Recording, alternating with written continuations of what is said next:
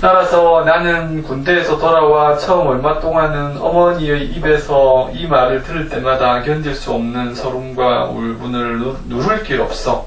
나도 모르게 사지를 부르르 떨곤 했었다. 이게 잘못 들으면 사지를 부르르 떨곤 떨었다는 것이 엄마에 대한 화, 원망 이런 것일 수도 있잖아요. 그런지도 모르는데 하지만 밑에 보세요. 아, 오죽이나 숨이 답답하고 괴로우면 저러랴. 얼마나 지겹게 아들이 보고 싶고 외로웠으면 저러랴. 나는 그럴 때마다 어머니가 측은하고 불쌍해서 그냥 목을 놓고 울고만 싶었던 것이다. 그래서 여기서 처음에 사지를 부르르 떨고 했던 게 화가 아니라 어머니가 불쌍해서 어머니를 측은하게 여겨서 그런 거예요. 그래서 우리가 뭔가 어떤 행동에 대해서 특히 이제 남을 볼 때 이것도 모노에 있는 얘기인데 시기소이, 이게 소이는 영어로 하면 두입니다.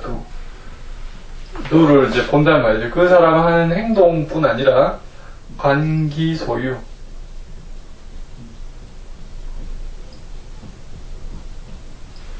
관기소유. 여기서 이 유자는 왜 그랬는지 영어로 하면 why가 되겠죠.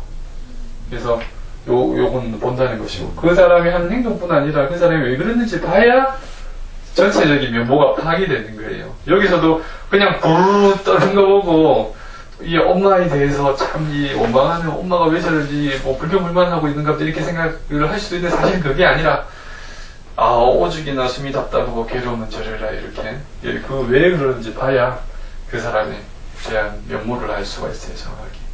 그리고 또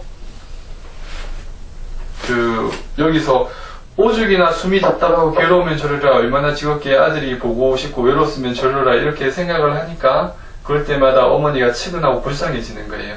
그래서 여기서 측은하고 불쌍한 것은 어떤 감정적인 면인데, 저희가 꼭 또 알아야 될 게 이 감정은 결코 그냥 생기지가 않아요. 어떤 환경이 만들어내는 것이 아니라 그 어떤 상황과 환경에서 내가 일으키는 생각에 따라서 이 감정이 생겨나요. 특히 이제 우울증, 불안증이 있는 분들한테는 이 얘기가 굉장히 중요한 얘기예요. 무슨 말이냐면, 어떤 상황이 있단 말이에요. 어떤 상황에서 내가 일으키는 생각이 있고 그 생각에 따라서 감정이 나오는. 예를 들어서 내가 지금 상태가 안 좋아가지고 병원에 입원했어. 정신병원에 어디 입원했어. 어떻게 생각해보면 그 갇혀있는 상황이 얼마나 힘들어요. 가족하고 떨어져 있어야 되고 나갈 마음대로 외출도 못하고, 그러한 상황에서, 입원한 상황에서 갇혀있으니까 너무 힘들어 하면 내 감정이 힘들어져요. 우울해지고 짜증이 나고. 하지만 같은 상황이지만 아, 그래, 그래도 뭐 적어도 여기는 내 공간이 있지 않아.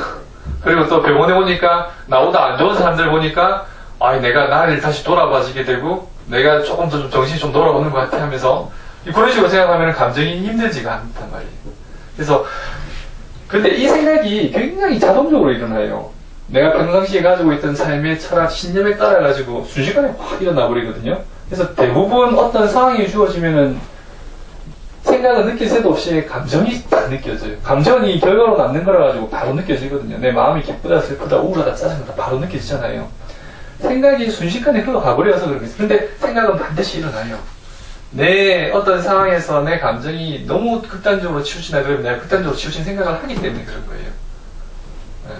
그래서 극단적으로 치우친 감정이 너무나 자주 일어나면 내가 도대체 무슨 생각을 하고 있는지를 한번 돌아봐야 돼요. 요 생각은 어디서 나오냐면, 비롯되냐면 나의 삶의 철학에서 비롯되는 거예요. 삶의 철학, 신념, 이걸 또 다른 걸로 가치관. 저는 또 무슨 말을 쓰냐면 생각의 토양, 뭐 이런 얘기를 쓰거든요. 요거는 살아가면서 자기가 만들어가는 거예요. 살아가면서 계속 끊임없이 변해요. 그래서 예전에 내가 가지고 있던 삶의 철학, 신념, 가치관이 절대 남보다 못나서는 안 돼, 남보다 못나서는 안 돼, 남한테 져서는 안 돼, 뭐 이런 가치관이라면, 상황이 남한테 경쟁해가지고 지는 상황이라면 늘 감정이 어렵겠죠. 하지만 뭐 과정에서 최선을 다하고 결과는 주어진 대로 받아들이면 그게 괜찮아. 또 뭐 먹고 사는데 지장이 없으면 뭐 좀 검소하게 살면 되지 뭐, 이런 거라면 남한테 지는 상황이 와서 감정이 힘들지 않겠죠. 그죠?